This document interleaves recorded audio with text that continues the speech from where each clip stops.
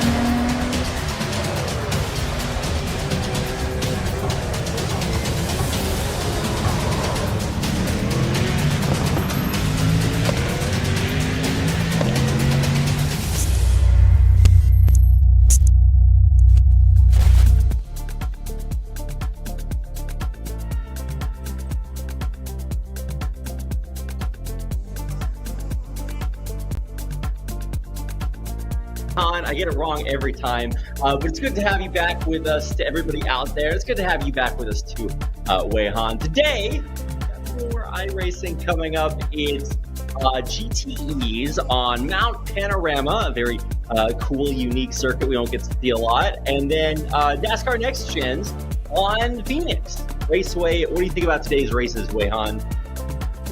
Got both very epic car track combinations, and I'll tell you the first one that's coming up, GT on Mount Panorama. These are two of my favorite content on iRacing, especially Mount Panorama, because it's been a track that's on the iRacing service for a long time, and I remember spending countless of hours racing on this racetrack, albeit with a different car back then.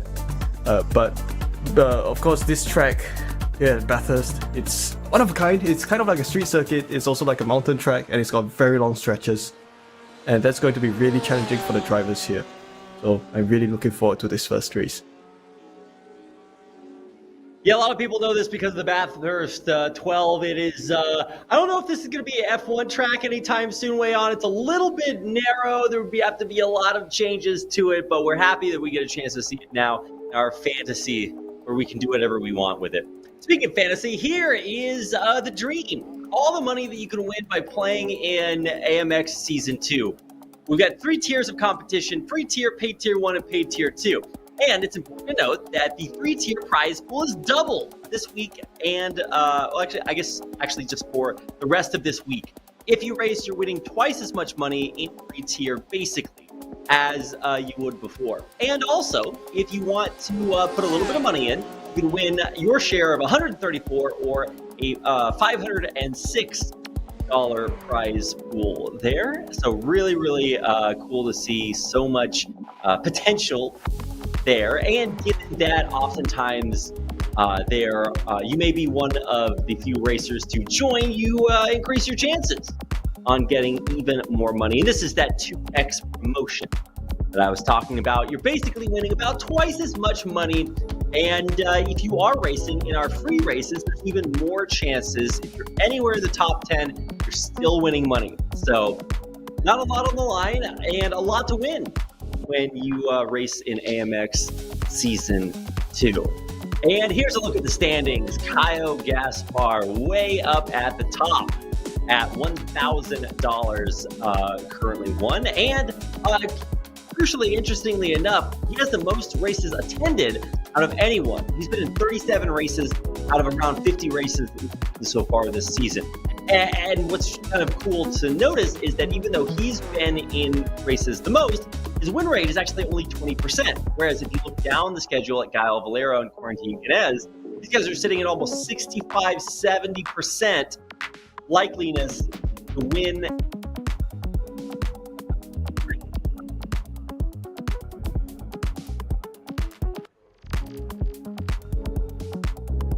Let's try this again. That's pretty good, Wei-Han. All right, well, apparently Wei-Han has taken a small vacation here, but don't worry, guys. I got this. We're about to check out what I believe are the prize pool distribution.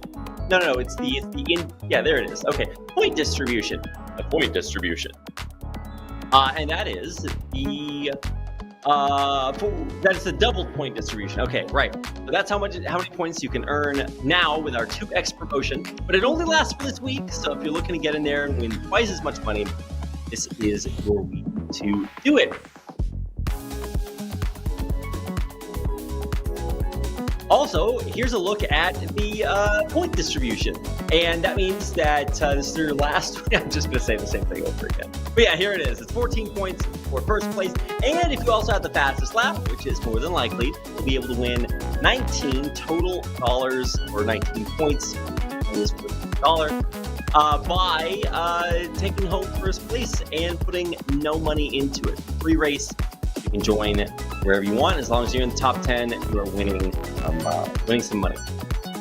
And this is a look at the standings for the free tier races, which is what you're about to watch on your screen right now. Once again, it looks very, very similar to the previous standings. Kyle Gaspar way up at the top. Victor Miranda, Quarantine Guinness are the top three on the podium, getting top 10 of the highest winning racers for just free races. Keep in mind. A lot of these guys race in our paid races as well. So if you're willing to put up $5, $20, you can win a lot more money in AMX Season 2. All right, time to check if Wei-Han's alive again. Yeah, we sure do. So we are coming to a very special racetrack on the iRacing service. So this is Bathurst Mount Panorama, the home of the Bathurst 1000 and Bathurst 12 Hour, two of the most prolific racing events in Australia.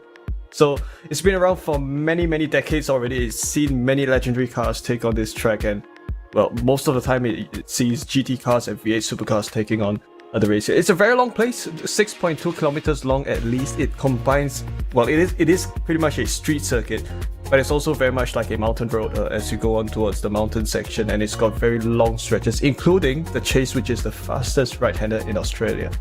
So it's one of those places where you would go to if you want to test your mettle in kind of understanding how well you handle your car, because this track takes no prisoners. And we are, of course, coming into this race with the GTE cars, a very special breed of GT endurance racing machines. Obviously, most of the drivers seem to be driving the Ferraris and BMWs here. Of course, these are cars. At this track, you have to be using a car that's stable, but also able to handle the corners at the mountain section. And at the same time, you want to also be able to make use of the top speed of the car, because over here, you've got plenty of long sections. So having the GTEs race here, the ideal choice of, well, I guess the ingredients to make a fabulous race happen. Oh, we've also got a Porsche 911 RSRs here as well, so you'll be able to hear these crazy machines scream their way down the mountain straight and come on the Griffin's Bend. So Reed, I think we're in this time for real. We are really in for a treat with the race format here that we have. Yeah, totally agree. We're on board with GT right here, and the cool part about this is that this onboard really gives you a feel for the incline, the elevation, the alpine nature of Bathurst Mount Panorama. And now this is a pretty long track. It's about 6.5 kilometers long, which is almost 4 miles for those of you on the other side of the world. The idea is it's a long track, and it's long in some interesting ways, right? It's got the back stretch where you really have to get your 4-wheel drive on, if you know what I mean. Like, it's very, very hilly. And then we've got Conrad Straight, which is nice. It's straight away, high speed, right? And then it puts you right into the Chase, the corner that Wei-Han was talking about, which will absolutely tear you apart. The G-force, it's so crazy. It's I mean, I guess chicane, right? But like more of just like a corner you have to take as fast as humanly possible. So really, really cool mechanics here. Also, it has the reason it's my favorite track, a turn named after me, Wei-Han, Reed Park, up there. Oh, that's so nice. I'll be sure to highlight that. One of these days, we're gonna have a track that has a Wei-Han turn in it.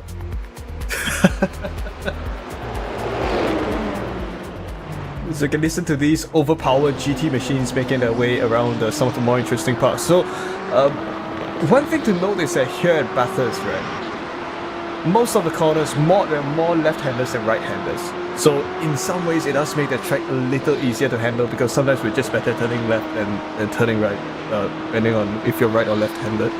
So you can see that most of these crucial parts, especially this run up towards the skyline, these are all like left-handers where you just have to get the line right in order to ensure that you don't go off track as you take all those sections. So after you cross the skyline, this is where you come down the dipper, the sequence of these left-right-handers, kind of like a downhill mountain section, before then optimizing your entry into the forest elbow, and try not to come into contact with the car in front as this driver has done.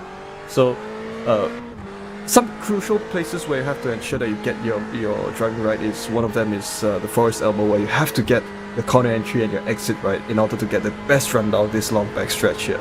So you have a bit of a crest here before then continuing on full throttle. Use that bit of the runoff that will come off here, that bit of a tarmac, excess tarmac on the left, to optimize your racing line into then coming up on this chicane where you go hard on the brakes. So with these GT cars where you do have downforce, it's not too much of a deal because you can just flat out your way through the chase. But this with the V8 supercars that don't have much downforce, where you have to be very careful with handling the corners of handling that corner specifically. So we are coming towards qualifying, rather we've already got into qualifying, and we should see drivers put down the lap times within the next 2 minutes or so. So a good benchmark of a fast lap time here would probably be somewhere under 2 minutes or slightly over 2 minutes depending on the weather conditions, and we should be able to see the drivers take it having that kind of lap times, setting down those kind of lap times here at Bathurst. Yeah, if you're looking for lap time benchmarks, right, if you're running supercars, you're probably looking at about 2:05. GT3s will put you around 2 minutes, 2:01. And then when it comes to GTEs, I don't have the exact times here, but what Wei-Han said is basically correct. 3 minutes or so, or 2 minutes or so. That's actually one of our longest tracks in AMX Season 2 right now. So it is actually more, I mean, the E in the GTE is really going to be put to the test here. And it is cool to be racing GTEs here because they do have a lot more power than your traditional GT car. You're also going to get a lot of downforce, which helps in those alpine sections. The most difficult part, honestly, is what you're looking at right here. You climb all the way up, and then you have to head downhill incredibly, incredibly quickly. And it's not just that you have to do it at speed. You have to take a bunch of really scary turns, know your way through them, and avoid colliding with other people in front of you who may not be going as fast or may not be taking the same line as you are through those turns. So really a very, very dynamic track. And if you just look at the track map for this, it's not really going to tell you the full story because you really do have to take into account some of the absolutely crazy height changes that happen over the course of this racetrack. So really, really unique to see, and it's going to be really exciting to watch some of our absolute best racers in AMX Season 2 take on each other on this track. So Gideon will come across the start finish line. No, Zappini comes across the line with a 2:01.44, and Gideon will do a 2:01.10 or 2:01.095. So that puts him up in provisional pole. So already you can see that drivers are dealing down very fast lap times, and I think the track is very hot today, and that could explain why the lap times are somewhat over 2 minutes long. Or you can just listen to this Porsche very iconic flat 6 engine sound. Obviously with the RSR they've tuned this to the maximum, so the car really screams at you as it comes towards you. Just point to note though, Guinea runs the number 888, so that's definitely an homage to one of the most successful racing teams in Australia, 888 Engineering. They run the V8 supercars. They run, I think, Red Bull and Pole Racing. and they also do run some GT racing teams as well. So great stuff indeed. Yeah, wait, Han. One thing I still have yet to totally understand is there's a lot of mythology around race car numbers, right? So there's like obviously famous racers, famous teams, famous numbers for certain cars, and I'm still trying to figure it out because every once in a while you get a guy that just like really wants to make his own name on his own number, but it's kind of hard to do because there are so many famous drivers for so many famous numbers. So you really have to be kind of unique in your number choice. But at least in this case, it's nice to see that Quarantine Guinness has some a little bit of a shout out. Oh yeah, absolutely does. So definitely fitting for a championship winning driver, which he definitely is prior to coming here to AMX. And this seems to be Scully, who's going to also come upon the final sector of the circuit before setting down a lap time. So I think thus far, most of the drivers, apart from Diego Villarreal, who, I think we were psyched into thinking that he would do a qualifying lap a couple of rounds ago at Hockenheimring, but he didn't. And I think he'll continue to sit in the pits for this race. So Scully comes around the line with a 202.83, which puts him, well, it continues to set him in fourth, but it is it is an improvement nonetheless. Sits behind the Ferrari. Yeah, I want to know what it's going to take to get Diego Villarreal to actually do a qualifying lap. It is, it's harder than it looks, guys. When you've got a busy life like he does, but always cool to see guys like Quarantine Guinness, Zamperlini, Gaspar. Scully is actually new to us, one of our newer racers, and he's actually putting up some really, really good scores. I think I saw him place fourth the other days, and or was it second? No, it was fourth. So still continuing to get a feel for some of our cars and tracks here, but he is a very skilled racer. He's sitting at 7K I rating, which is not that bad. If you guys want to give it a shot, getting up that high, then be my guest. It is it's pretty difficult. In fact, all of our racers here, very, very skilled. You got 8.8K on Quarantine Guinness, which is one of the highest I ratings I've ever seen. It is certainly way up there and definitely indicative of his skill level. It doesn't mean he's guaranteed to win every single time, but it's a pretty good indicator that he may be good at this game, at these cars, on these tracks. So we'll see what he can accomplish today. He is currently sitting in that provisional pole position as we near the end of our qualifiers. There's about 8.5 minutes with only a little bit left, and with the nearest challenger being Zamperlini at 0.3 of a second back. It's going to be a little bit hard to overcome that and set a lap faster to get him into that first place provisional pole. So we're going to hop on board with Zamperlini and see if he can do it, but he only really has maybe one lap left because it is such a long circuit to complete these qualifying laps in. Yeah, so you could just see for yourself visually how massive the BMW M8 GT was compared to the other GTE cars. It's from a meme from back in a couple of years ago when the M8 first appeared in the WEC. Plenty of memes exaggerating the size of the M8, but of course you're coming on to Bathurst where it is quite a cramped place to race in, and you have to be absolutely careful of how you're handling your car around the track. So I think both of the drivers have had their qualifying times set in already, and well, it does seem like Guinea has just set a couple more purple sectors, so we'll see if he's able to best his previous lap time once again, because he's been pushed out of pole position. Zamperlini is your new pole sitter, and That's crazy. Well, within the next half a second, within the next half of a minute, we'll see if Guinea will be able to retake that pole position if he has a shot at beating the 2:01.084 lap time. That's insane. Zamperlini to be able to overcome a 0.3 of a second deficit on one of his last opportunities to go for these this qualifier, upsets Quarantine Guinness, like I said, one of the best racers that we've seen all season long. Okay, well, almost one of the best racers we've seen all season long, as he does sort of hit the pit there a little bit. Zamperlini overtaking him there in qualifiers puts him in that provisional pole position. And unless Kyle Gaspar or Manuel Scully can really turn things around, there's going to be Zamperlini leading the pack with Ginez, Gaspar, Scully, and Muriel, timeless, coming in behind him. Drivers heading into the pits, and we are heading into the actual race. About 20 minutes of time here on Mount Panorama coming your way. It'll be actually really, really exciting. Very cool to see such powerful monster cars here on such a long and demanding track.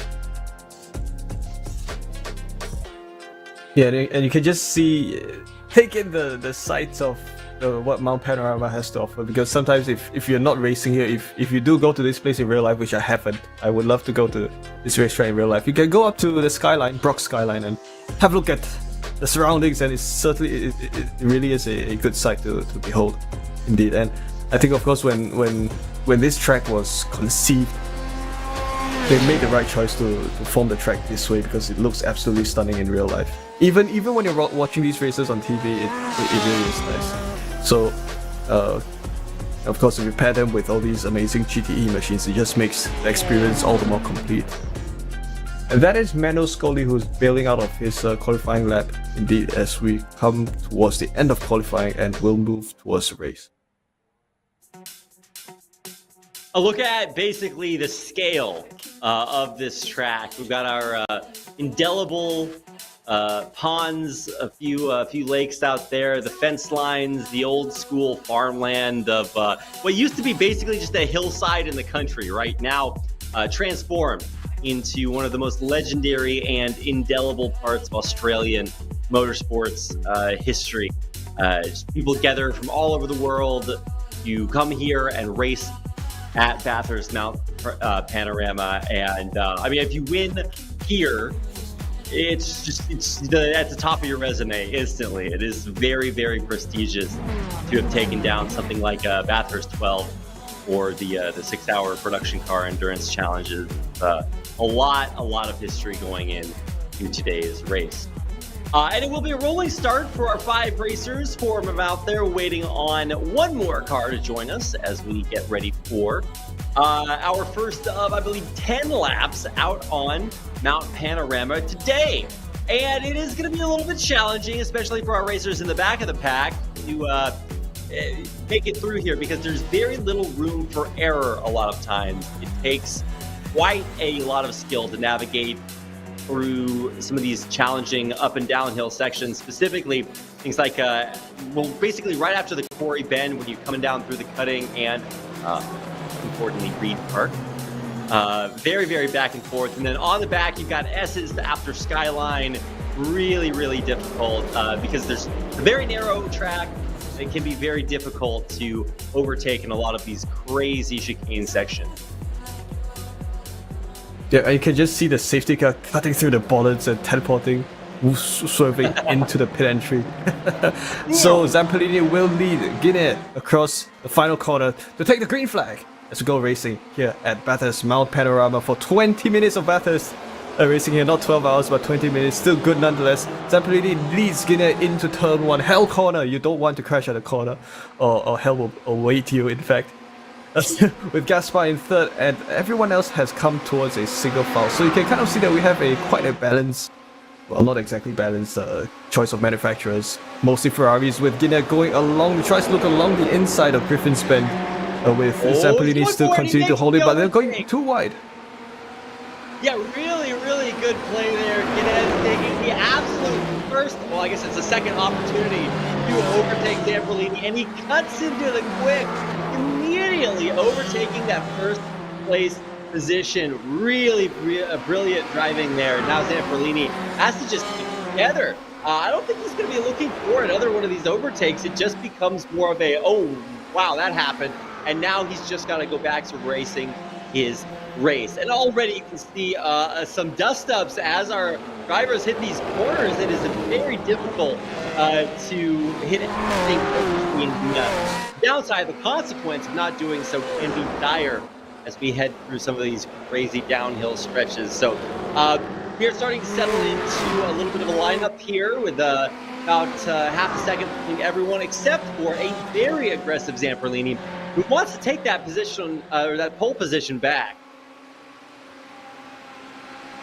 Oh yeah, most certainly. So both drivers are really giving each other a run for their money as they come upon the chase for the first time within this race. I can just see how effortlessly these GTE cars take that fast right-hander before coming upon this chicane. Guinness starts to form a bit of a gap ahead of Zamperlini. That would probably extend to 0.5 of a second as they come down into Murray's corner, the site of many race win deciding places. Of course, when you race here, oftentimes the race win isn't decided until the final corner, and that's very much the case here at Bathurst. So Guinea continues to lead the field into the second lap of the race, with Gaspar not too far behind in third, in fact. And well, the fact is that the gap has been reduced to about 4/10, just under 4/10 of a second between Zamperlini and Guinea, and I think Zamperlini does have Guinea within his crosshairs as we see a massive M8 looming right behind the gearbox camera of Guinea. And that is going to be intense as they come upon the mountain section once again. Yeah, coming through the cutting through my corner, and this is absolutely straight up into the air.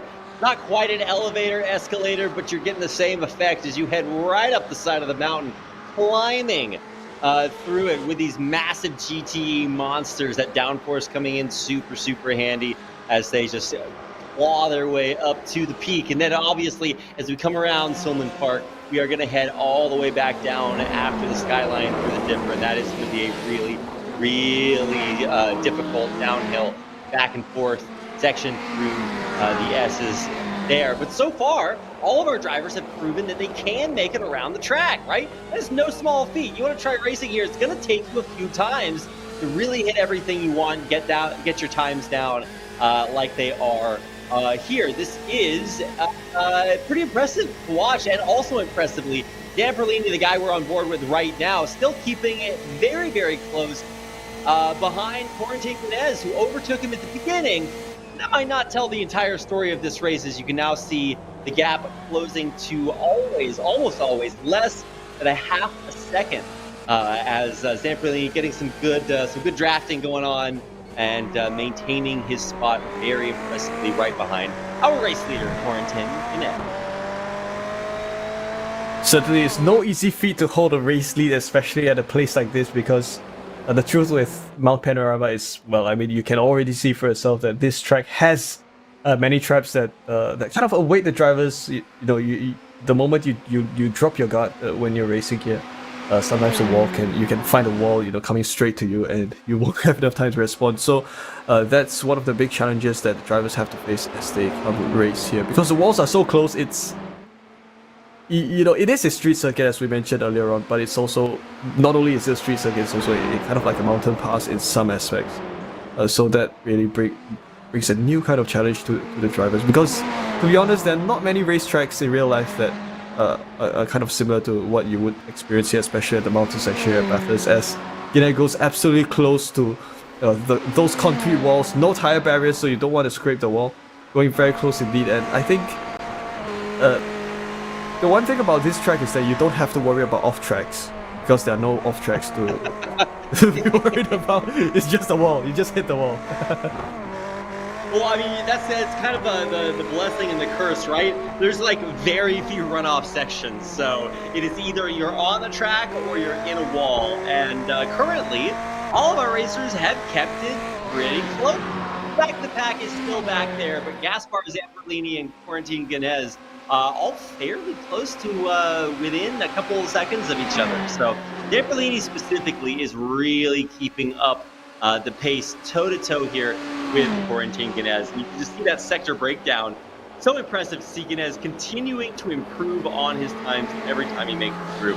And Zamperlini, like hundredths of seconds behind him every step of the way. Very close here at the very front, and we could absolutely see Zamperlini go for another one of these overtakes if he finds a good example. Gets that draft going on, and then slingshots around one of these curves. And after Hell's Corner, this is exactly where we saw Guinez take that first place away from him So always got to keep an eye on that for Zamperlini looking to take it back.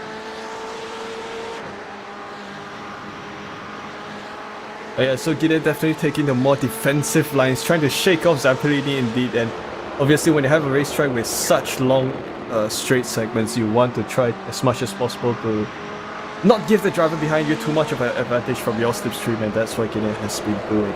So Gideon continues. Oh wow, very close indeed.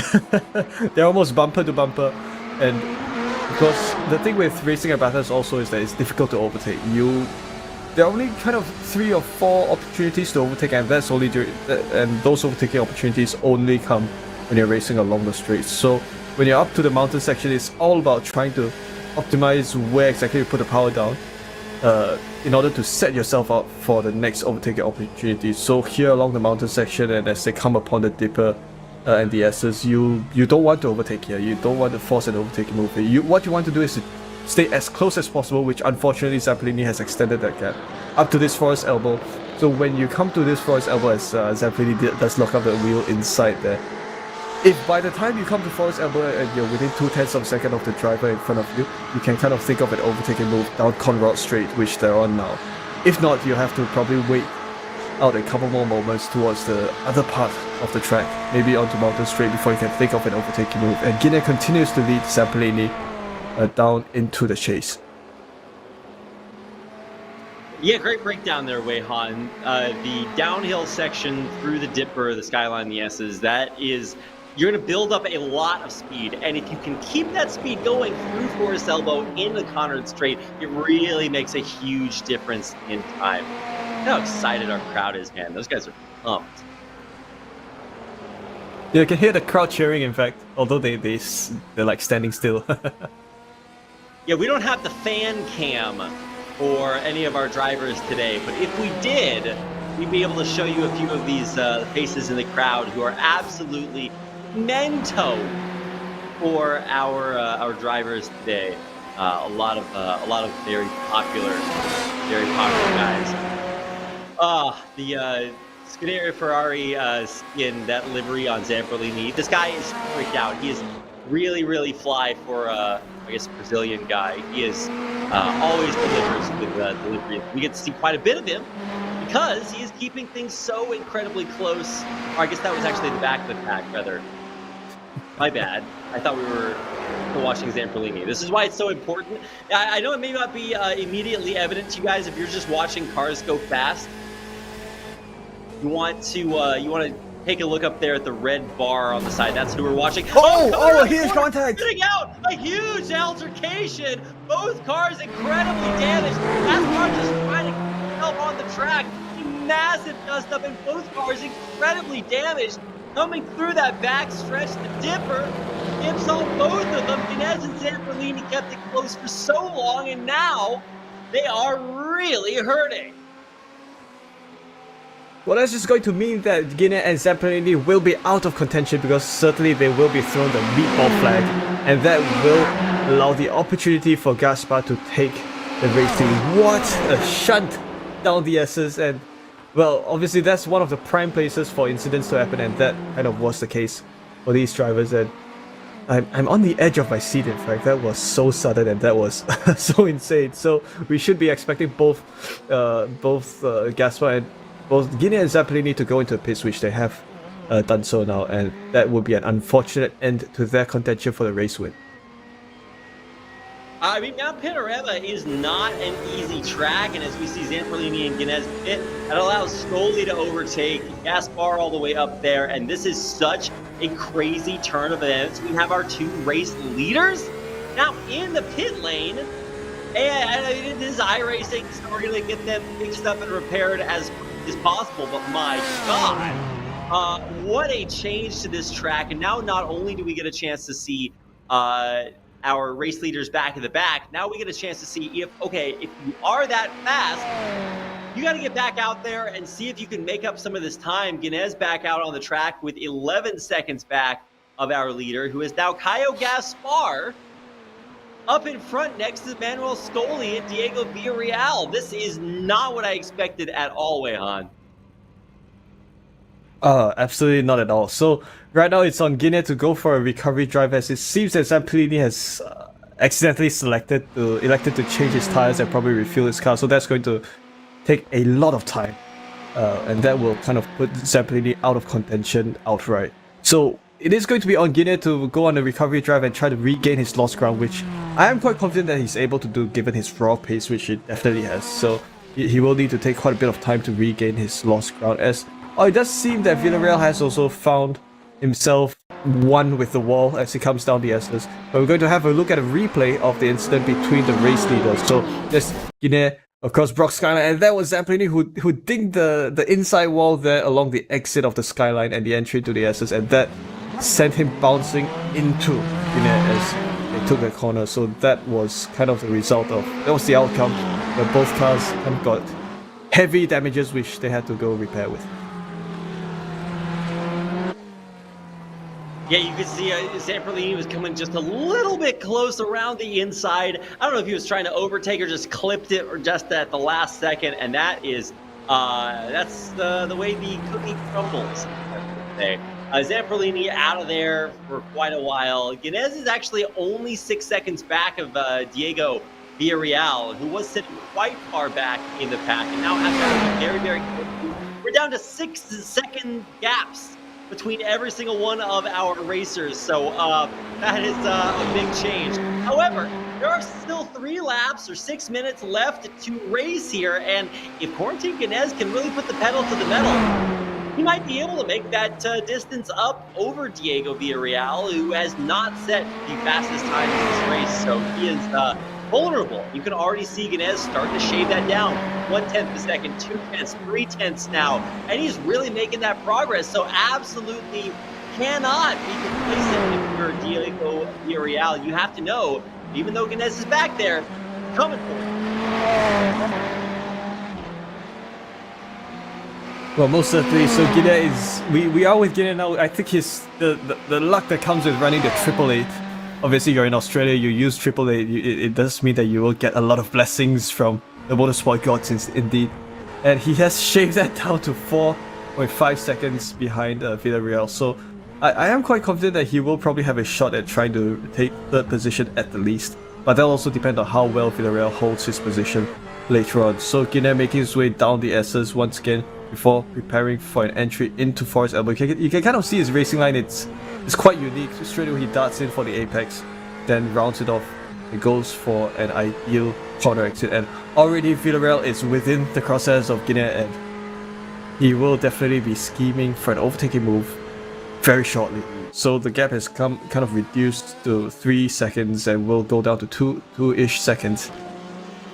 And it's going to be a matter of time before both 3rd and 4th place drivers come together. Oh, a bit of mistake, a bit of off track by Villarreal, and that's probably going to be it. Guinea will come around his rearview mirror very, very soon.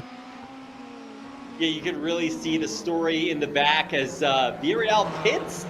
What? He's just going to let Guinness go past him. Okay. Might have taken a little bit of a damage there, but wow, Guinness gets a free trip into 3rd place, with Diego heading out into the pit lane. This is a little bit interesting. Now moves us into talking about a 10-second difference between Guinness and Scully. Now, we were talking, it was really interesting. You don't get a chance to see somebody make up an 8-second deficit that quickly.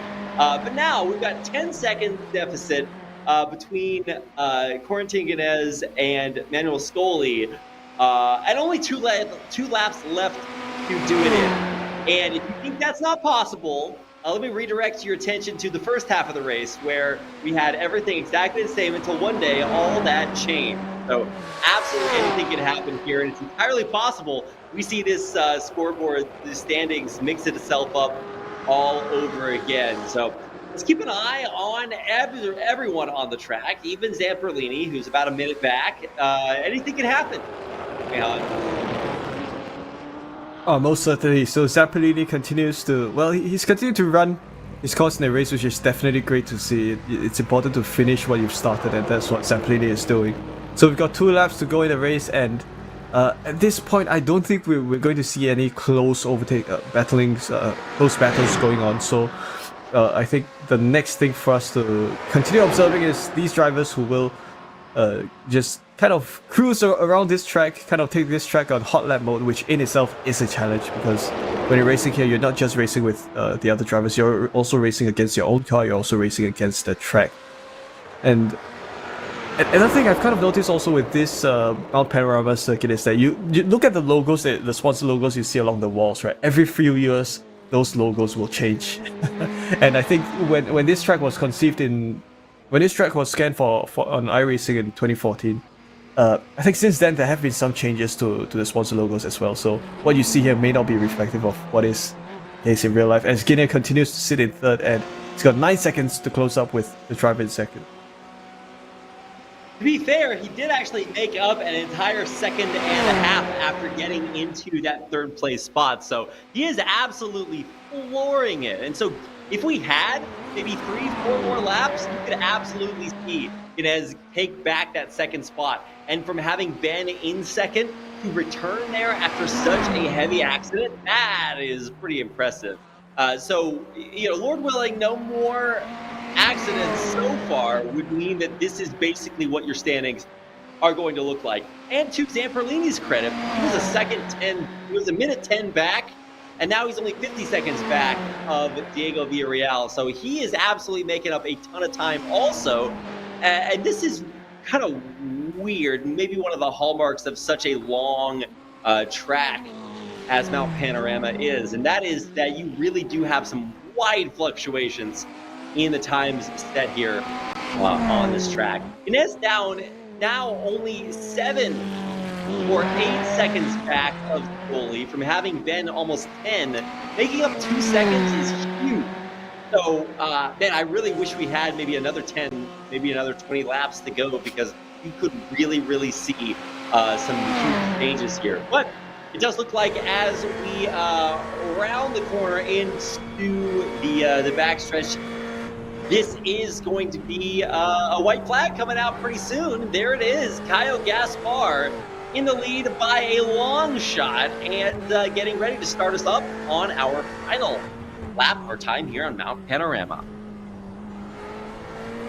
And another thing to note is when you're coming to all these racetracks here in Australia is that the curbs are very tall indeed. So, and I think when you're racing here, especially the endurance events, one of the causes of many of the crashes that happen, coming from experience, is going to aggressively over the curbs, be it the apex curbs or exit curbs, because those, when the curbs are too tall, you unsettle your car and you kind of find yourself in the wall. And that's in fact happened to me a couple of times when I raced the Bathurst 12 hours on iRacing back in 2018 and 2019. So both times I crashed and spun at the exact same spot, to the dismay of my teammates. We're on white flag, and Guinness is now 6 seconds back of Menno Scully. And it's actually lowering. It's kind of 5'9", 5'8". That's crazy. He was 10 seconds back of Scully. And in 3 laps, he made up over 5 seconds of difference. Wait, what? Oh my God. Anyway, we are coming through the S's at the back of Mount Panorama, and that means that Boris Elbow, Conrad Strait, we've only got a few more turns left until the end of our time out here on our iconic Australian outback racetrack, Mount Panorama. We're on board with Quarantine Guinness right now. Absolutely one of the most electrifying drivers all race long, but he's sitting here in third. A little bit of a disappointment after an incredible accident earlier on. Lucky to be alive, Weihan. Yeah, lucky to be alive indeed. And as we come upon the final moments, it most likely will be Gaspar who will, Kyle Gaspar, who, well, he was at the right place at the right time. The race win will likely go to Gaspar, but Guinea was the driver with such pace. Yes, Kyle Gaspar wins here at Mount Panorama. It comes around the start-finish line, and Manuel Scully will most likely come home in second in a moment's time. Yes, he rounds off Murray's corner and comes around in second, flashing his headlights, the quadruple headlights of that very nice-looking Porsche. And of course, the hero of the race, who's, he's fought so hard, only to have to recover himself. That would be Guinea, who comes home in third. And Diego Villarreal he's got a very beautiful looking Ferrari paint scheme there. Marco will definitely give this driver 100 points. Villarreal will make it home in 4th later on, and that seems to be Kyle Gaspar, who's found himself in the wall after doing some victory burnouts.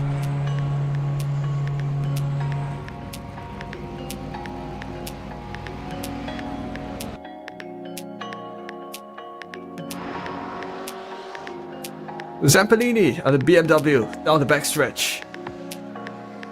And because, you know, it's very important to finish what you started, and that's absolutely what Zampolini is doing indeed. So he is going to round off the final driver to round off the chase here before coming upon the chicane. Yeah, which you can absolutely think of overtaking moves.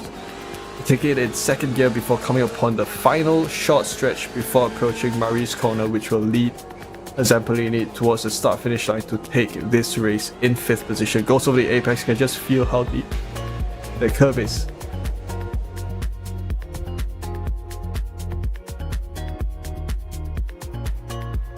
So Zampolini finishes off the race, and we will have race results here. And that seems to be another driver who's still on track. Yeah, Villarreal going on for another lap here indeed. Great stuff to see.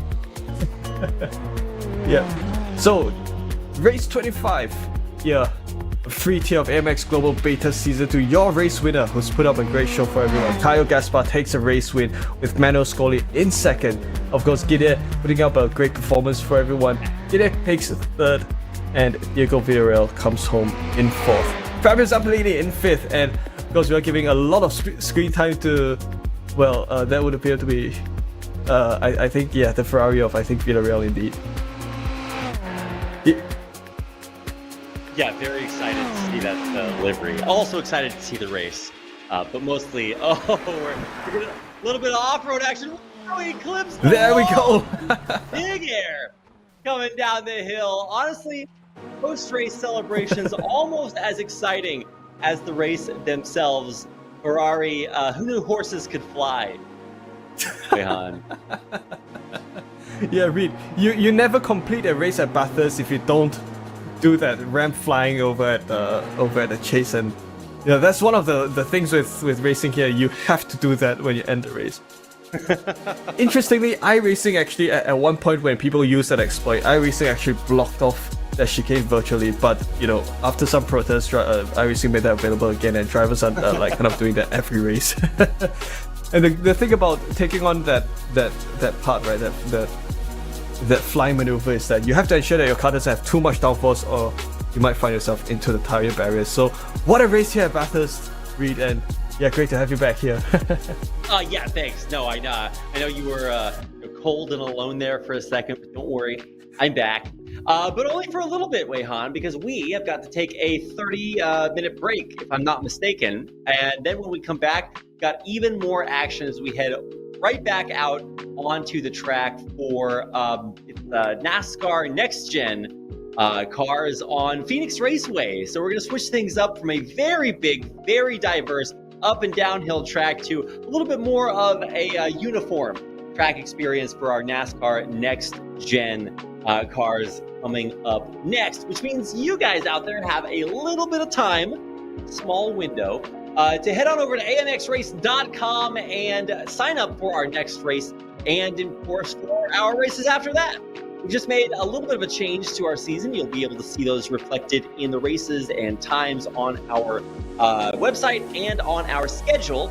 You'll also be able to keep up with all of the changes, promotions, exciting clips, memes, everything by following us on social media right down below the screen. So make sure to hit us up on Twitch, Twitter, Instagram, join the Discord, YouTube, all those other links down there. Just click them all. I mean, you can't click them. You get the idea. AMX Global, wherever you guys are out there, and it's been great to have you along board for our time here on Mount Panorama.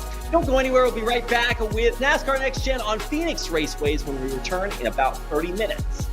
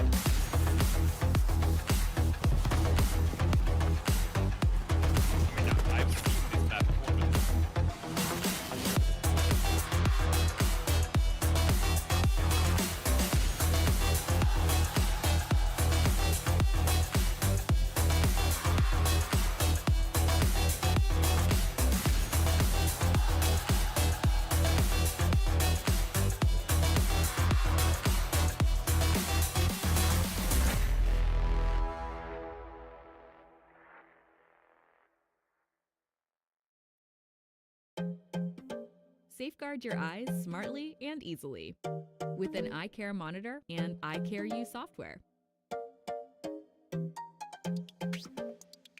Working on a paper? Turn on low blue light mode. Is the sun too bright? Let brightness intelligence do its work. Now better. Writing code gets your eyes tired? Try coding mode.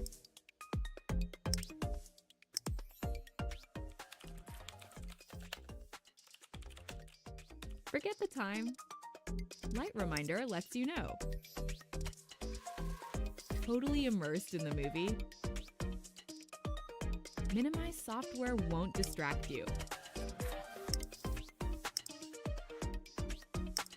Break reminder and force break help manage your screen time.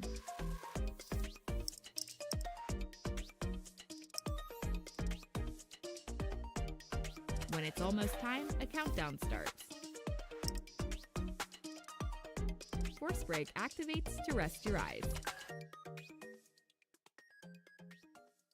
Eye care U. Safeguard your eyes.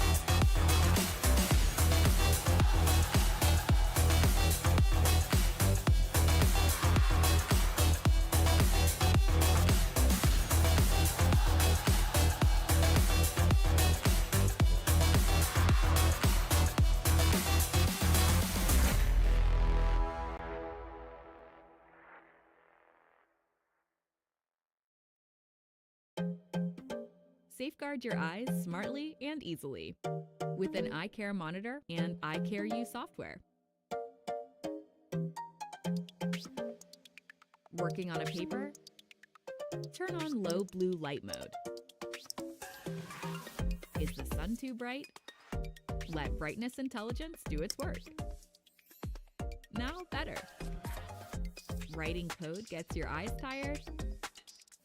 Try coding mode.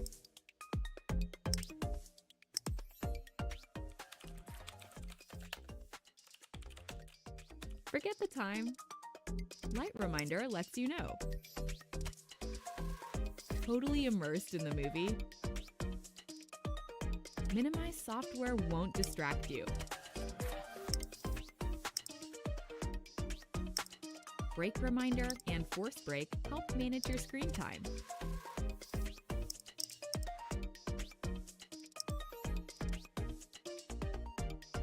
When it's almost time, a countdown starts. Force break activates to rest your eyes. Eye care U. Safeguard your eyes.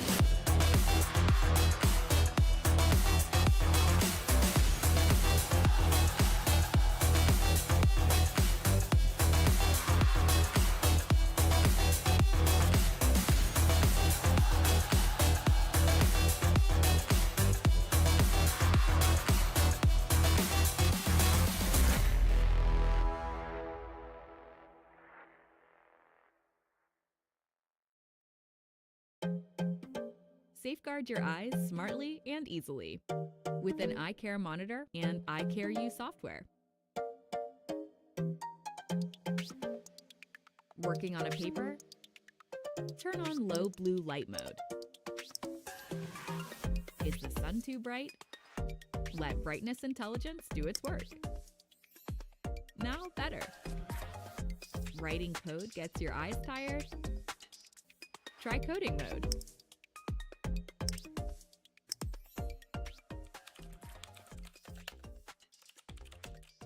Forget the time. Light reminder lets you know. Totally immersed in the movie?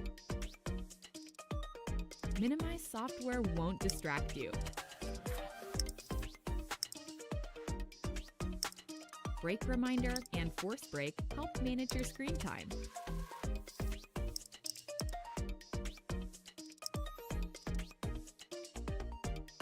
When it's almost time, a countdown starts.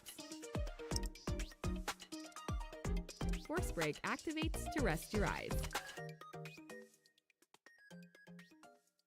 Eye care you. Safeguard your eyes.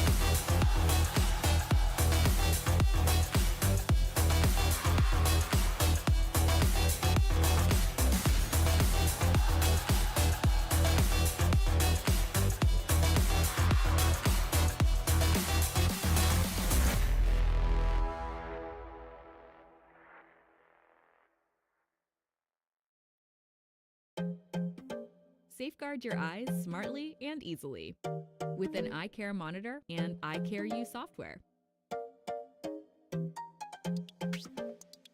Working on a paper? Turn on low blue light mode. Is the sun too bright?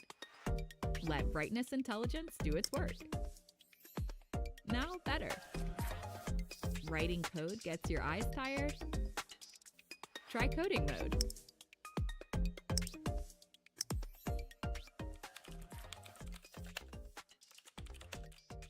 Forget the time.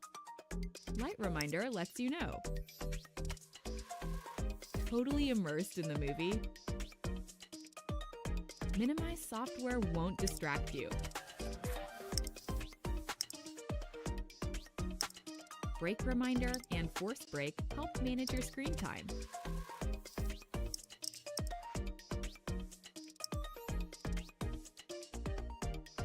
When it's almost time, a countdown starts. Force break activates to rest your eyes. Eye care you. Safeguard your eyes.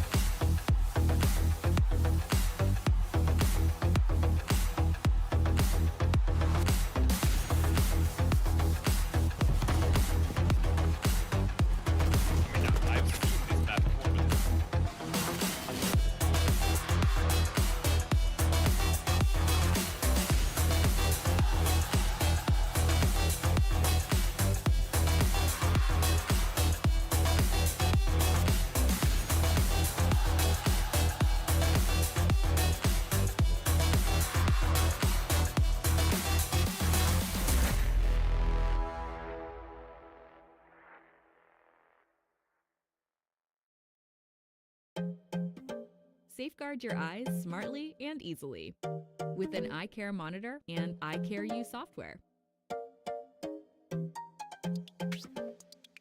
Working on a paper? Turn on low blue light mode. Is the sun too bright? Let brightness intelligence do its work. Now better. Writing code gets your eyes tired? Try coding mode.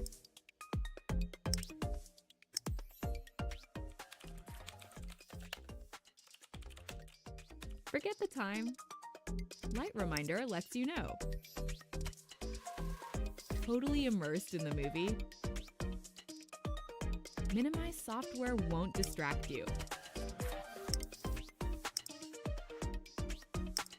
Break reminder and force break help manage your screen time.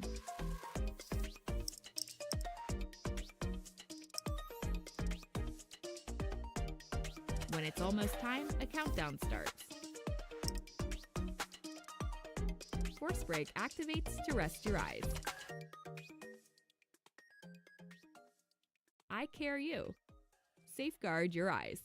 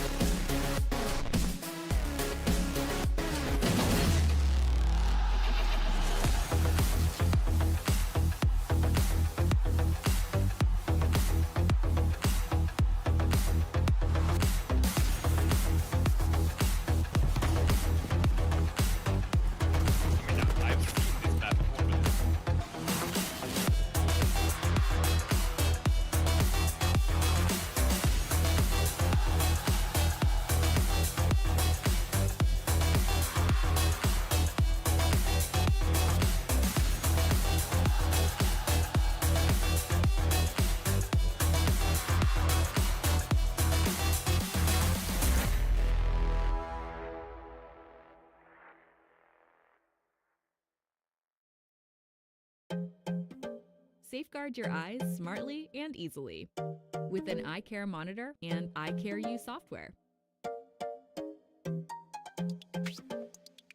Working on a paper? Turn on low blue light mode. Is the sun too bright? Let brightness intelligence do its work. Now better. Writing code gets your eyes tired? Try coding mode.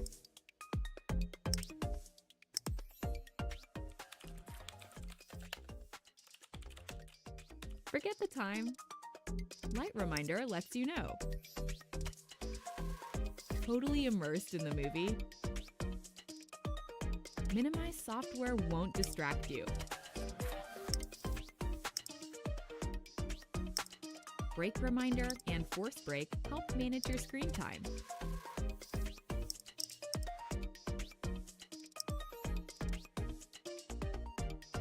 When it's almost time, a countdown starts. Force break activates to rest your eyes. Eye Care U. Safeguard your eyes.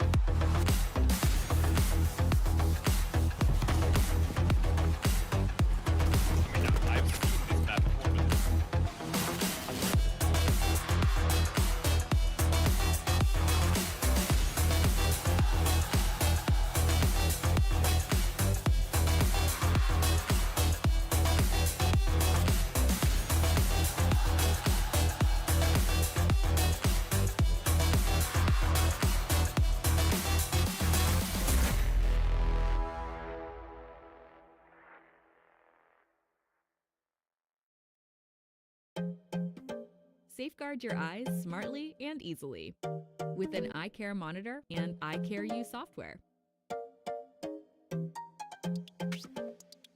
Working on a paper? Turn on low blue light mode. Is the sun too bright? Let brightness intelligence do its work. Now better. Writing code gets your eyes tired? Try coding mode.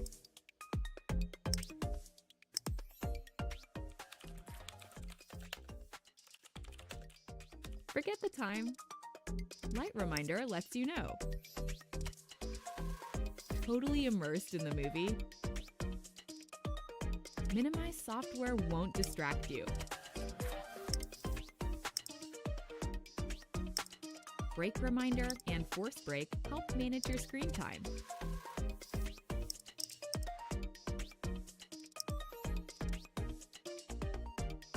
When it's almost time, a countdown starts.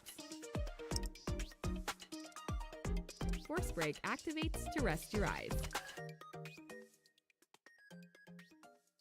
Eye Care U. Safeguard your eyes.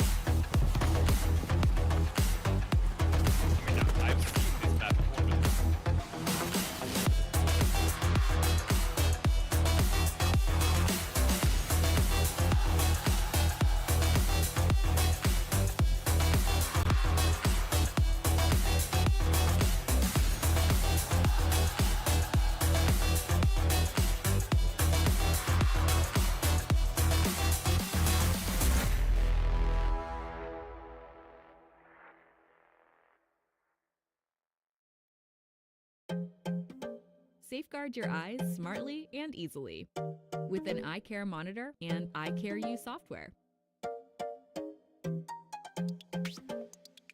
Working on a paper? Turn on low blue light mode. Is the sun too bright? Let brightness intelligence do its work. Now better. Writing code gets your eyes tired? Try coding mode.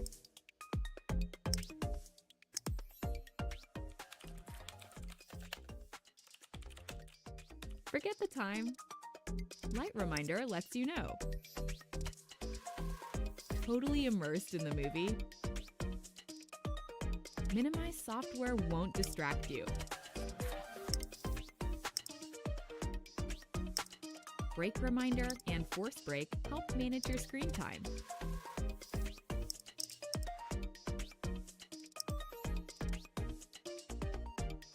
When it's almost time, a countdown starts. Force break activates to rest your eyes. Eye Care U. Safeguard your eyes.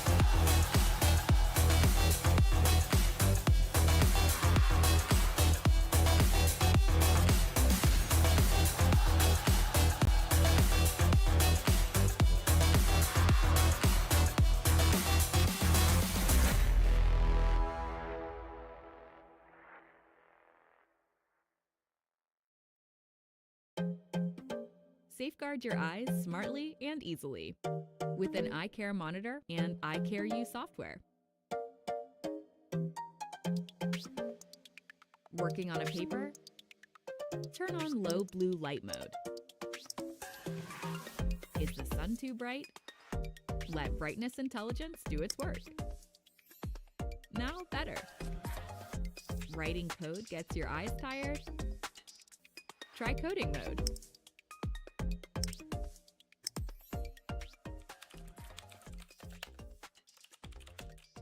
Forget the time. Light reminder lets you know. Totally immersed in the movie? Minimize software won't distract you. Break reminder and force break help manage your screen time.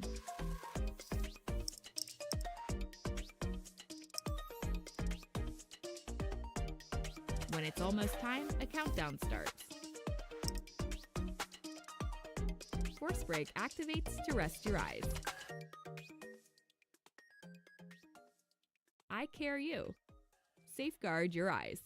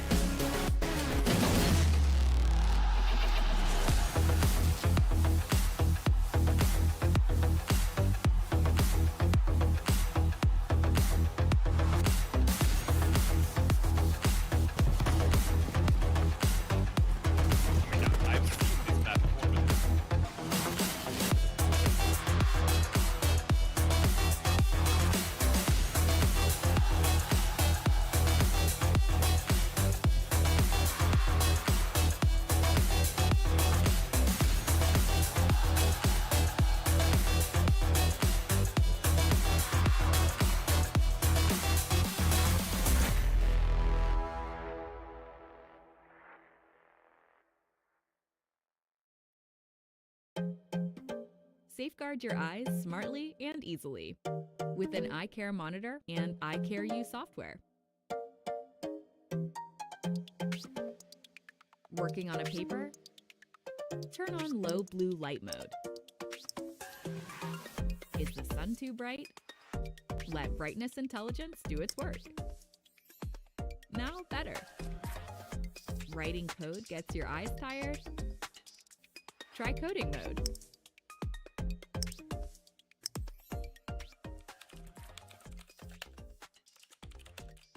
Forget the time. Light reminder lets you know. Totally immersed in the movie? Minimize software won't distract you. Break reminder and force break help manage your screen time.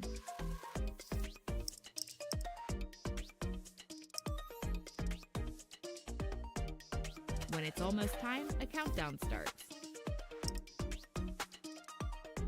Force break activates to rest your eyes. Eye Care U. Safeguard your eyes.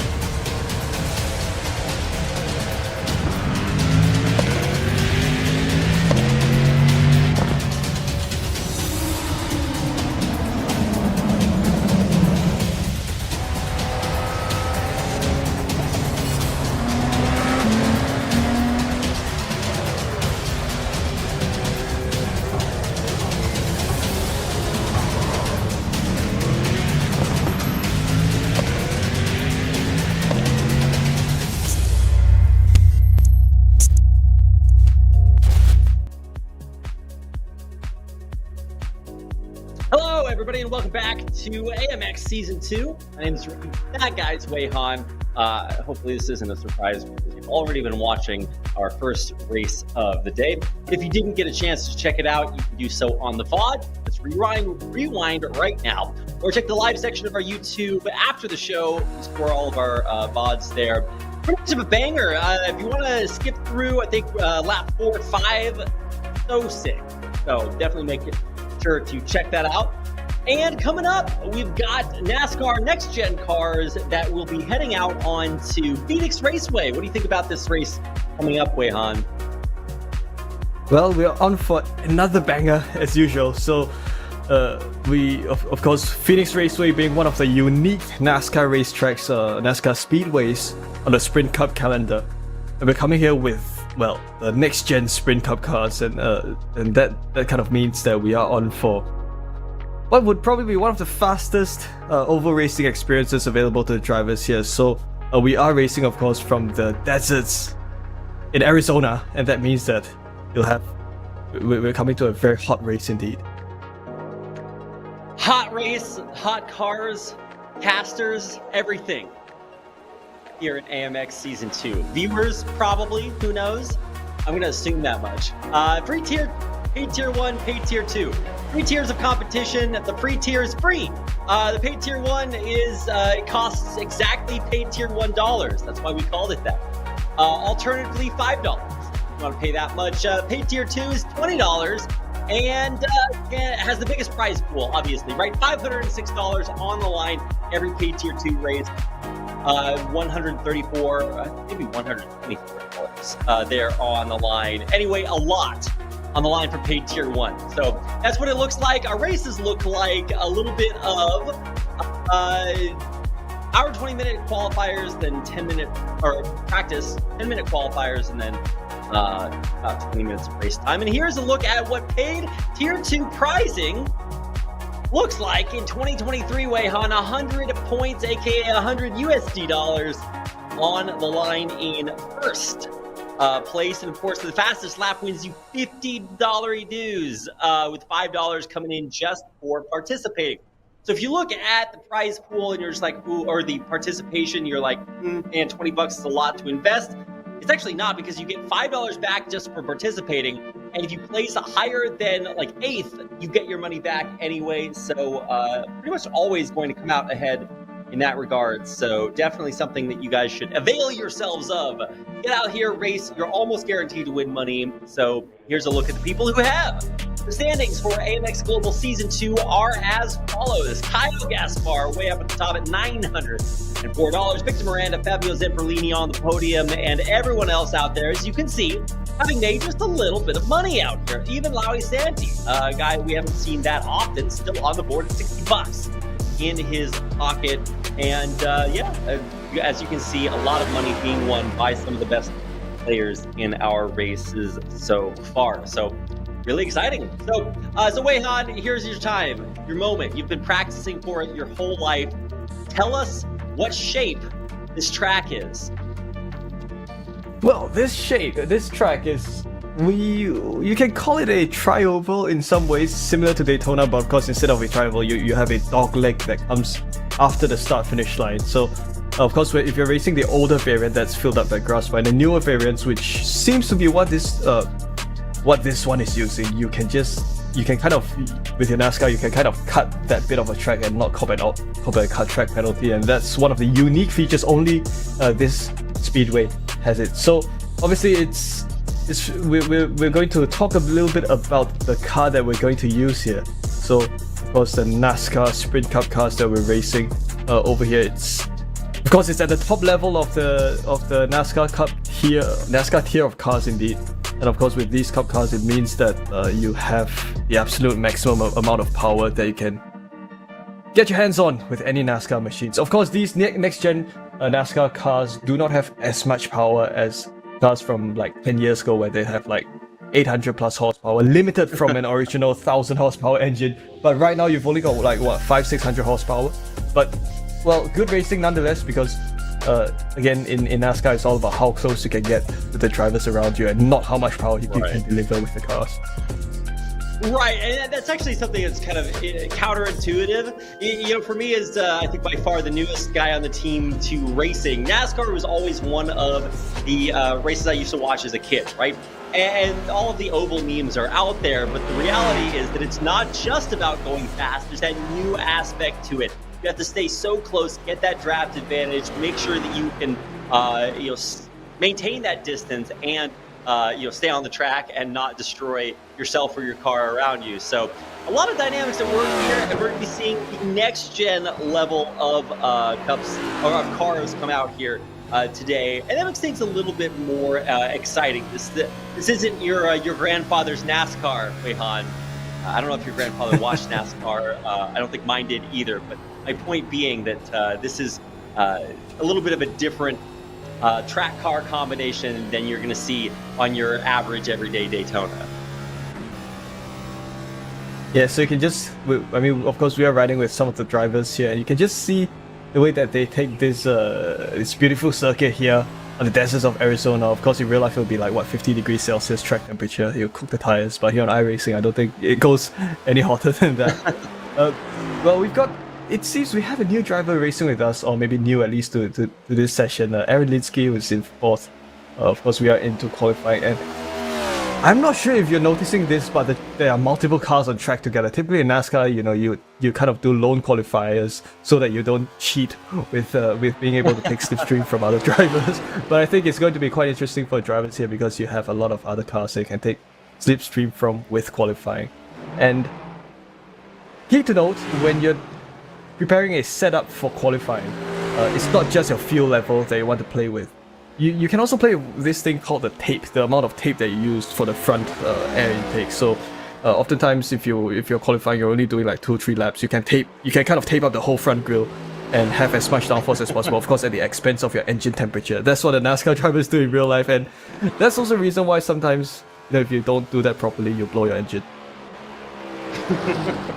And I think you're going to see that absolutely if it does happen. I mean, obviously I don't want it to happen to anybody, but it's always fun to see a little bit of extra action out there.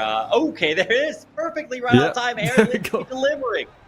I wanted it. I got it. So, of course, a big welcome to Aaron, as I believe this is his first race, as shown there on the screen. Definitely got to keep it on the track, but giving us a little bit of a show here on the early parts of our qualifiers. So nice to see some new faces here. And it is 10-minute qualifiers, and on ovals, that is a little bit easier to accomplish. So definitely it's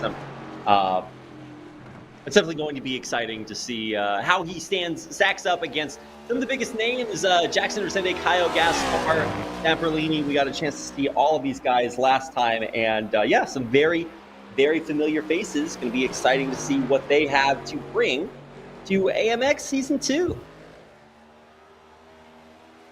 Yep, so we can see quite a rather even spread of manufacturers. We have all 3 manufacturers represented here, Chevrolet, Ford, and Toyota USA racing here. Of course, more Toyotas than the Chevrolets or Fords on track. But of course here with these NASCAR machines, these are all like running the same spec, so the only differences is the lid that you have on the car itself. So we can see that the drivers have kind of put down their qualifying lap times already, and Kyle Gaspar leads the qualifying tables with a 28.497 second lap time. So I have to try to remind myself that we don't talk minutes here in NASCAR. It's all about half a minute or like even 20 seconds, depending on how fast you are. That makes one of us. I'm addicted to talking about hundredths of a second, Weihan. Isn't it cool how close all these lap times are to each other? Yes. It's so funny, right? At least to me, to think about how this looks to somebody who has no idea what racing is, right? And you're just like, these cars all take basically the same amount of time to go around a circle. I'm like, well, I mean, this is like one of the most basic shapes, right? Ooh, getting a little bit of air out there. Okay. Tamperlini showing off. Nice to see he's getting this out of his system before the race this time, so that maybe once we get into the actual race, we can keep our tires on the ground a little bit. That's going to make for some good replay shots indeed. Getting some good airtime over the curbs there. Jackson is I mean, MJ for around style point. over the round. Yeah. Okay, 208. 28.583 seconds. Look, I'll tell you something. For one, is that I do both Nascar oval and road racing, and I'm a bit faster on ovals than roads, but I have no idea what's going on most of the time. I mean, look, there's a limited number of things that you need to understand about ovals, right? So one, yeah, you're turning to the left a lot. All right, but the biggest thing, at least for me, is not about the shape. It's rather like sort of your strategy, right? So Yes. as far as overtaking goes, it's not necessarily all about can you put yourself in in the lead. It's more about can you keep yourself close to the pack, get that draft advantage, and make sure that you can have a consistently fast time, because we are doing a lot of laps. Not about an endurance race, or it's not about these really long races like we saw in our race today. This is going to be about like danger mitigation, right? NASCAR, very well known for having a lot of accidents, so it's kind of like a crash course in defensive driving. Yeah, that's absolutely 100% the way you can put oval racing, at least with these NASCAR machines, because the way you approach oval races is going to be rather different from road racing, but at the same time, there are things that you can pick up from oval racing that you can then transfer over to road racing. Things like tire conservation, which is very important. When you're doing races with these NASCAR cars, you don't want to push your car.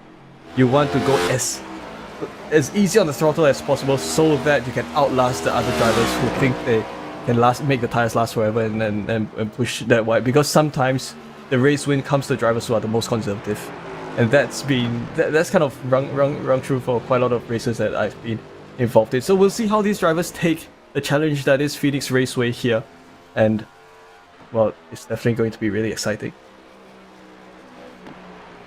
Yeah, absolutely. That endurance level. Talk about rubberization, right? Like as you go through the course, you're going to see a lot of cars take the same lines around this track, and especially on the lower sides, you're going to see rubberizing happen, where there's more rubber on the road than on the tires as it all rubs off, and that makes the grip a little bit different. You're going to hit that spot, and it's going to handle differently than the rest of the track. So you really do have to keep an eye on this and not just let yourself think, oh, the track that I'm racing on at the end of the race is not the same track you're racing on at the beginning. Your tires are different, the track's a little bit different, the heat really builds up over time, and that endurance, like you were talking about, managing your resources is a big part to what you're seeing here. So we're coming to the end of qualifiers. Gaspar, Resende, Zamperlini, our newcomer Linsky, and Diego Villarreal, of course, timeless as always. Not in the good way. Absolutely in a good way, man. Timeless. You want to be timeless.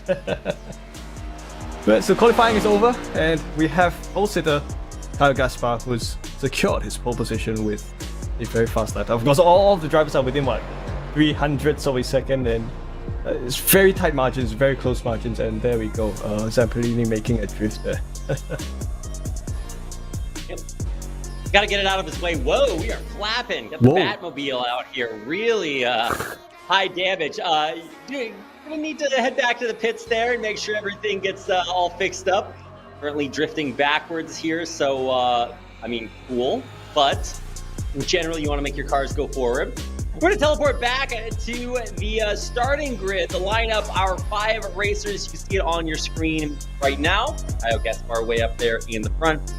And for all intents and purposes, this is what it's going to look like. Gaspar, Resende, Zamperlini, Linsky, and Villarreal as we get ready to start our first of many laps around Phoenix Raceway.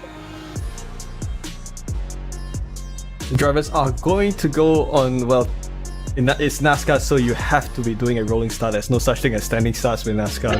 It'd be perilous to think of. Yeah, I'm like, hey guys, today we're having a standing start, and they just sit there, and then they start, and they're just like going really slowly, and they speed up, and they go around the. Oh, okay, like we could have just skipped this whole thing. So here we go, rolling start as always. These are the things like nobody tells you this, right? I just sort of had to notice this when I was watching NASCAR as a kid. I was like, I wonder why they just like start moving before the race starts. Isn't that weird? Like, no, okay, just speeds up the you process. want to do that. Yeah. It's safer. Yeah. So you can see the fantasy safety pace car. It's oval, so we call it the pace car. And the pit lane here is called the pit road. I wonder why. So we've got two Monster Energy Nascar machines here. Yeah. Well, I'm not sure if it's a coincidence or what, but yeah, two of the three Brazilian drivers with Monster Energy, and yep, a fantasy Audi-looking pace car that leads the drivers around the track.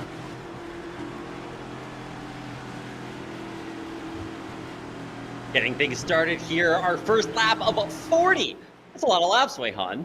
This is and this is what happens, right? This is why we have the Daytona 500. Laps are short, but they do go quickly and they do matter a lot. So this is sort of like possessions in a basketball game, right?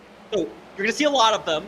Each one of them matters, but they don't really matter for the whole entire game because it goes back and forth, right? You can absolutely see quite a few changes in what that scoreboard looks like.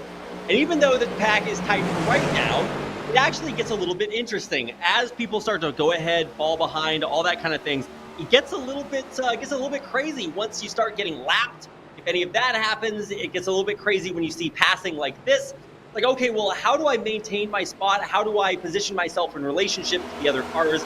And that positioning is almost as important, right? Because it is an endurance race. You're racing a lot of laps here, and you absolutely need to conserve your resources and make sure that you're not overdoing it, overdriving, because then when it gets to that 30th lap, that 35th lap, you're really going to be hurting, whereas these drivers that are better at leaving off the throttle and saving up a little bit of resources can really put the pedal to the metal, and you're going to see that very pronounced towards the end of the race. So riding with Resende, and you could just hear from the way he's delivering the power in the car that Resende is in fact going a little easy on the car, especially on the exit, because with these NASCAR machines, for one, of course, if you immediately go full throttle along the exit, you will spin the car. But sometimes it's easy to overcook the exit, when the tires still have a lot of grip. But you shouldn't use too much throttle on the exit because that will consume the tires a little bit over time. Because here when you're racing ovals, it's a lot like rinsing and repeating. So every small action they do with each lap will add up over time, and that's something you have to be very careful of. So find a line that's going to be the most conservative for your car, and handle the entry and exit of all those corners, all those turns rather, in a way that your tires will appreciate, and you should be in good shape 20 laps, 30 laps later when everyone else starts to have their tires starting to fall off on them. And we're now with Zampellini, and you can see that oftentimes if you're in a race where you don't have any enforced cautions, I would imagine that we may not see yellow flags here in this race. You can already see that Linsky is starting to find himself having a bit of issues with his racing line, so that could sometimes also be down to, I guess, not handling the corner exit too well. Yeah, exiting corners, especially on like what you consider a tri-oval, right? It's not like they're really like corners, but you get the idea, right? You still have to turn a little bit more, and your line is going to suffer if you're not on top of things. And Linsky is in the most vulnerable position here. He is about to get lapped by Zampellini, and that is not what you want to see. So absolutely intense part of this battle. I don't think that like you would necessarily expect to see like incredible desperation at this point of the race, so you can absolutely still stay calm and not get too aggressive, right? If you're Zampellini, you don't have to make that overtake happen right now, because oftentimes it can be better sit in that back spot, get your draft advantage, and just stay a little bit more passive before you start getting aggressive and really making moves that will define the rest of your race. So we're going to come towards the quarter point of the race, and you can, I think, with a bit more time, you would then kind of see some drivers, if they're not able to kind of pick their slipstream, they will start to fall off. So at this point, Gaspar and Resende are racing together. They have each other to rely on, and so does Linsky and Zampellini, which is the case here because both these drivers are quite close together, and Zampellini will have to try to hang on as close as possible to Linsky as he shot the entry of the corner a bit too hard and gone a little bit deep. but he continues to sit in the slipstream of Linsky as they take on turns 3 and 4. You see, it's fun. It's interesting the way NASCAR kind of names the corners is that you have two turn sections. You kind of divide them into turns 1, 2, and 3, 4. So one big turn itself is kind of divided into two halves, so to speak, and that kind of helps with referencing where exactly on track you are. Gaspar continues to lead the race with 0.6 of a second ahead of Vicente.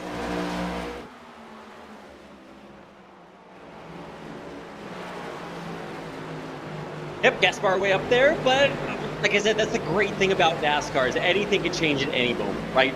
And we don't have any crazy, super huge leads or anything, right? It's actually pretty close for all intents and purposes. Diego Villarreal, sort of as per usual, sitting back towards the back of the pack, but even he is only 2 seconds back, something we know is not insurmountable. It's really that Zamperlini-Linsky battle that's going to be the most intense part of this race. I'm really looking forward to seeing how this pans out because, for the most part, you want to keep things like relatively static and then make sure you know that you have the best possible option to do that. Especially in this situation, Linsky is 2 seconds back from Resende, right? And so that means that if Zamperlini makes this move right now, gets in front of Linsky, there's nobody in front of him for him to get that draft advantage off of. So he is essentially sacrificing a little bit of that speed, and that makes it a little bit counterintuitive where you actually kind of want to stay in this situation instead of going for that immediate overtake, because you do get this really significant draft advantage. Well, the thing is, if Zamperlini is confident that he is fast enough, he might just think of a bit of fender rubbing there between Linsky and Zamperlini, so Linsky going quite defensive with his position indeed. So I think if Zamperlini wants to find a window to overtake, he will have to do so perhaps along the main stretch or perhaps on the exit of corners. So continues, and you can just see you can just listen to how loud this V8 engine is. Very brutal indeed. The thing with these new NASCAR Nextgen Cup cars, right, is that instead of a typical H pattern having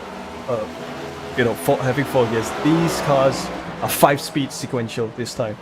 So you're no longer dealing with a H pattern manual. You're using sequential instead, and that kind of makes things a little easier for the drivers as they go throughout the race. But of course, with these NASCAR cars, if you're racing in ovals, you don't really change your gears unless you're slowing down or speeding up. So Zamperlini trying to find an overtaking opportunity along the inside of turns 1 and 2, but doesn't exactly make that work. Continues to trail behind Linsky. Yep, trailing, but not for long. I mean, this is the race layout. We're just going to see this for a few more laps. We're only 15 laps in now, 16, and this is still kind of the early game. You want to think of it in in those terms. Zamperlini now does go for that overtake. That's what you're seeing right here. Neck and Linsky Zamperlini on the inside in that number 1 car. Linsky does overtake. Zamperlini gets tapped a little bit. He's going to get a little bit of a close shave there on the edge, and now even getting passed up again. Zamperlini down into the last place position. Even Diego Villarreal passing him up after a very close call. Your drivers starting to get a little shaky. Well, you have to be careful with these machines because even though it's not 1,000 horsepower, they still pack they've still got quite a lot of power. And right now it is Linsky and Villarreal going at each other. So Villarreal kind of goes for an overtaking move. Oh no, that's Zamperlini and Villarreal. So Zamperlini made the overtaking move on Villarreal for 4th position. And we're getting some good shots here with the gearbox camera of Zamperlini having a look at. You can kind of see that mountain behind there. Quite good scenic shot of that mountain, the deserts of Arizona, and it's even more scenery. It's very nice because not everywhere you go to in iRacing has a desert scenery, and that's something quite unique about this track. Of course, what's missing is the desert sandstorm that blows onto the track itself. I don't think the drivers think that's missing. We're all big fans of weather in iRacing, but I think you could probably leave that one out. And another big hit on the wall there. Number 4, Resende, also trying to really force himself to pit. I mean, pitting in big oval races like Daytona is not unheard of, right? But if you're causing yourself. You really don't want to have any of those unforced errors if you can help it. Yeah, so Linsky is finding himself 2 positions up from where he started from, so he's currently in second. Great stuff indeed. And the next driver on his crosshairs will be probably the race leader, Kyle Gaspar. And it's key to note that I think Linsky hasn't had any body damage onto his car, but Vicente might have had a little bit. So that's the number 4 machine of Vicente going a little bit slidey. I think if these drivers have pushed the tires too hard, and they would know it if they have, they might kind of find themselves starting to, feel their car handling a little bit funny. I think that's probably the case with Vicente, as I think he's probably overcooked his tires a bit too much during the start of the race. And oh look, he's just going to cause errors upon himself and start to, well, his tires are probably starting to fall off already. Yeah, and that's a big problem, right? You're going to need to head to the pit. There's nothing else you can do, right? The longer you drive on worn-out tires, you're just going to be causing yourself a whole host of problems. Slicks are not a thing in NASCAR, so you generally want to keep as much tread on those as possible. I don't actually know what the secret is, right? Linsky came in here, was kind of sitting towards the middle, sitting towards the back of the pack. And now he is contesting for first. And I think we're going to get a chance to see exactly the process that put that into place. You're seeing it right there, a little bit of a brush. Usually you would see that send you right into the wall. But instead, remarkable composure there by the number 3 car to actually keep that line looking pretty good. Linsky able to maintain that stability, and now that's good enough to get him into that second place spot. So from the way that you observe the drivers handling the car, you can see that Linsky is playing the long game. He knows exactly what he's doing. He's been taking it easy on his car. He's been biding his time, and he's found himself up in second position. And I think the whole trick to that is to not push your car beyond what it can handle. Of course, with these Goodyear tires that run on these NASCAR machines, yes, they can take quite a bit of a beating, but you don't want to push them too much. And I think Linsky is finding himself in a good position at this point to perhaps close up the gap with a race leader if he's able to do whatever he can within the next 16 laps. 16 laps, I mean, you start with 40, 16 is not a high number. Jackson Resenge is a lap back, but realistically, that's not, I mean, it's not insurmountable, but that does mean he's going to be coming back into the pack for the, to interact with the racers, right? Usually in a lot of our longer courses, when you're a lap back, right, you're just out of the picture. But we're still going to be seeing him on our screens. It's just going to look a little bit weird when he comes back around. So the idea is that right now, Linsky, I think, has had the most impressive performance, but even he is still not out of the woods just yet. Zamperlini's still on his tail. He cannot shake this guy 3/10 back. The only time I'm going to reference the amount of time between cars. So don't worry. Zamperlini is absolutely not done yet. He is a veteran of AMX Season 2, and there he goes. Ending up way in front. By way, I mean half a second. What a huge mistake by Linsky. I think he let his car slip a little bit along the exit of 2, and that kind of opened the door for Zamperlini to kind of take a position gain. So still good run nonetheless. The blue oval of Linsky fighting strong up here. Still a blue oval meaning Ford. For those of you not aware. Why don't they just say Ford? These commentators, they make things so confusing. So you can see along the exit of 2, I think he got his throttle a little bit too much there along the exit, and that kind of sent his rear end spinning a little bit.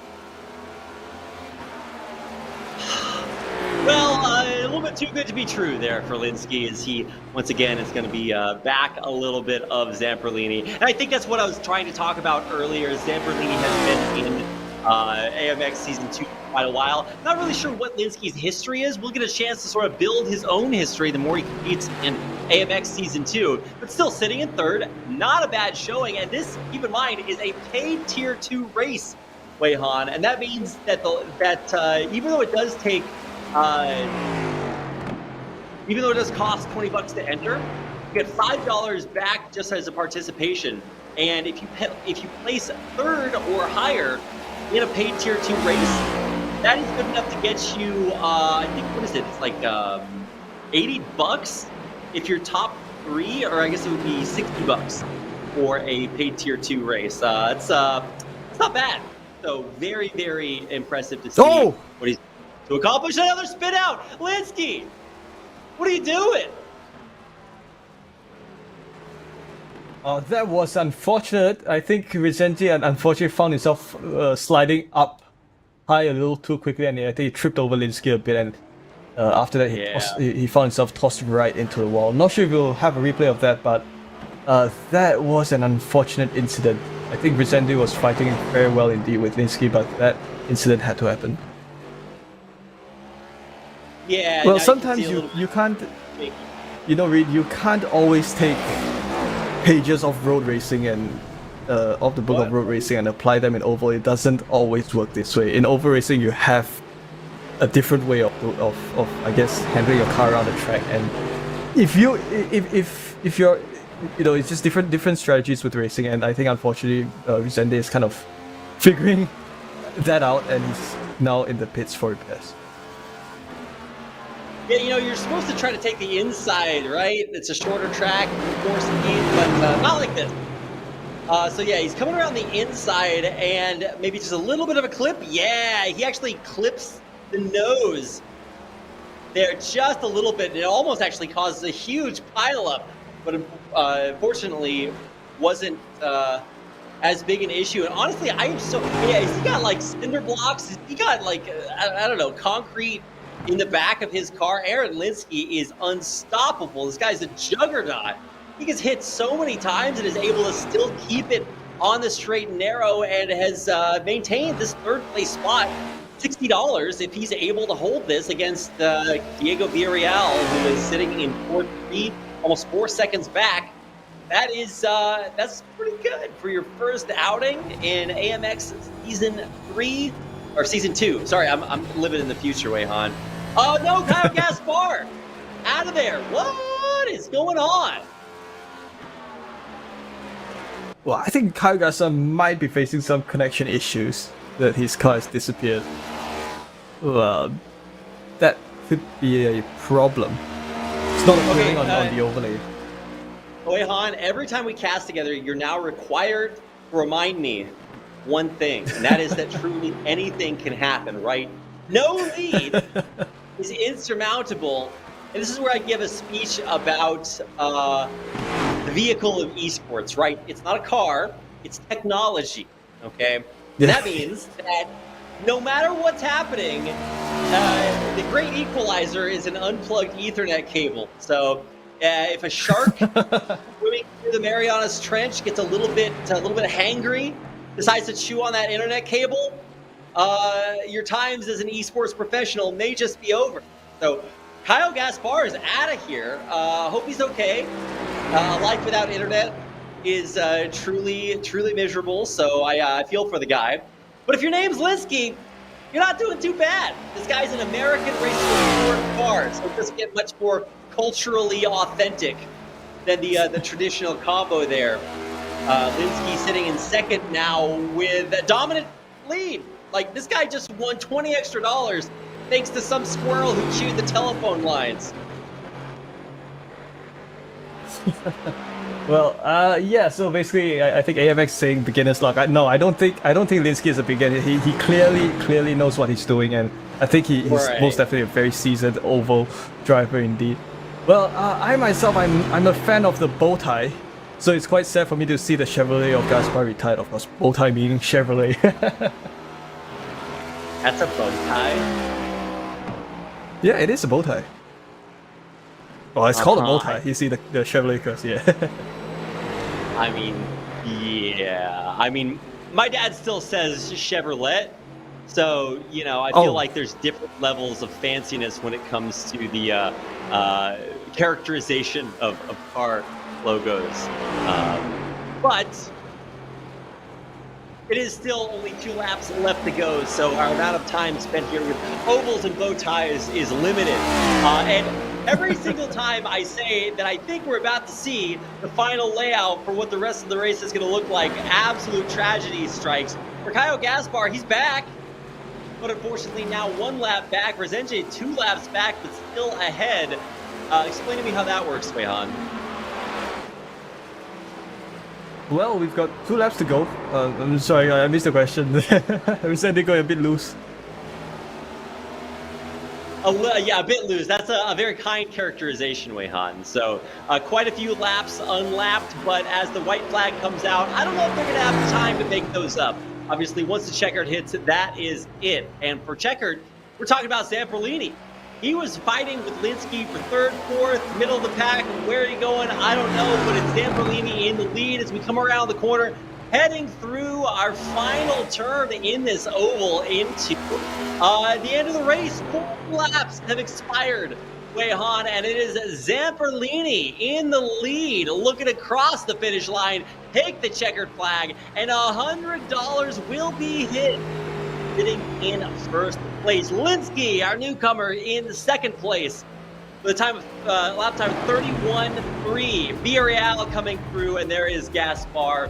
And of course, Resenje, who will finish in net. No checkered flag for this guy. He is just out of there. Man, what a race. For ovals, you know, they never disappoint. 40 laps and even 41 now. I'm not sure how that's possible, but nonetheless, breaking all the rules and defying expectations. A hallmark of AMX Global Season 2. Weihan, what an amazing race. What do you think about that?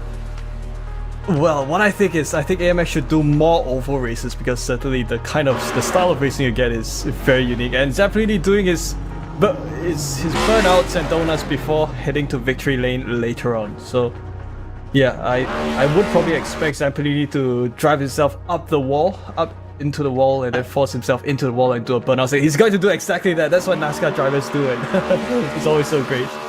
You know, letting the crowd inhale all of that tire smoke. Very nice. Tasty. That's actually nutrition I'm missing from my diet, Weihan. Zamperlini helping us out. Really cool to see such a dynamic race, always changing. You really can never know what to expect when you walk through that door.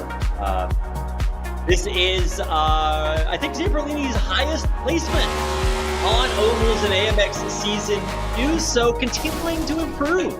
Always nice to sort of follow the journey of our AMX racer. Well, Zamperlini just blew his engine.